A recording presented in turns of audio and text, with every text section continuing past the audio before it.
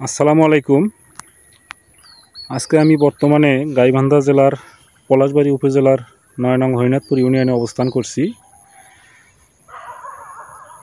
তো সুপ্রিয় দর্শক ভাইয়েরা, এখানে একটা মাছের ঘের কিন্তু এখানে আমি দেখতে পাচ্ছি। এই মাছের ঘেরের পাশে কিন্তু এখানে বেশ কিছু সবজি দেওয়া হয়েছে। আপনারা চাইলে কিন্তু এরকম করতে পারেন। এখানে করলার একটা গাছ দেখতে পাচ্ছি। করলা কিন্তু বিপুলভাবে কিন্তু করলা কিন্তু গাছে কিন্তু দেখা যাচ্ছে, দেখতেই পাচ্ছেন। অনেক করলা কিন্তু গাছে গাছে কিন্তু ঝুলছে, অনেক করলা।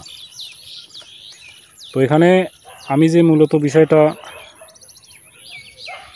বলতে চাচ্ছি, এই করলাগুলো একটু ছোট হয়েছে।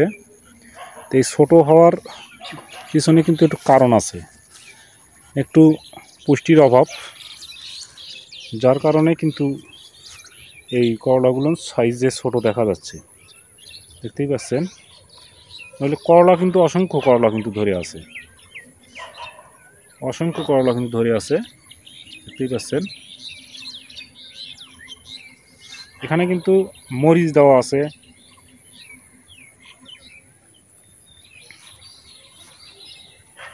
এই পতির জায়গা, এটা কিন্তু কোনো পড়ে থাকা জায়গা। এখানে কিন্তু বাড়তি একটা খাওয়াও চলে, পরিবারের চাহিদা মিটিয়ে কিন্তু এখানে আনুষঙ্গিক বাজারেও বিক্রি চলে।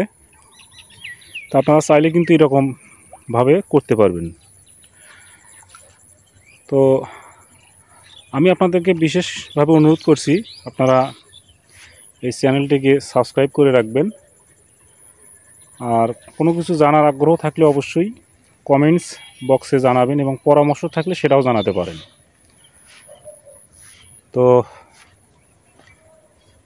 লাইক এবং শেয়ার করে দেবেন। করলা কিন্তু অনেক ফুল ফল কিন্তু চলে আসছে। তো নতুন কৃষক হিসাবে কিন্তু ভালোই ফলন কিন্তু পাচ্ছেন। গাছের বয়স কিন্তু অনেক দিনই হয়ে যাচ্ছে।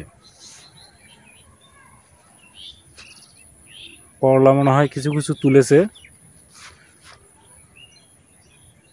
তো যাই হোক, মাছটা কিন্তু অনেক দেখা যাচ্ছে। মাছ কিন্তু নাড়াচাড়া, দেখতেই পাচ্ছেন, অনেক মাছ আছে।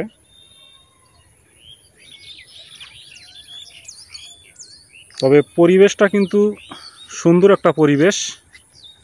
চতুর্থ সাইডটা যদি দেখাই, ফসলি মাঠ, সুন্দর একটা পরিবেশ।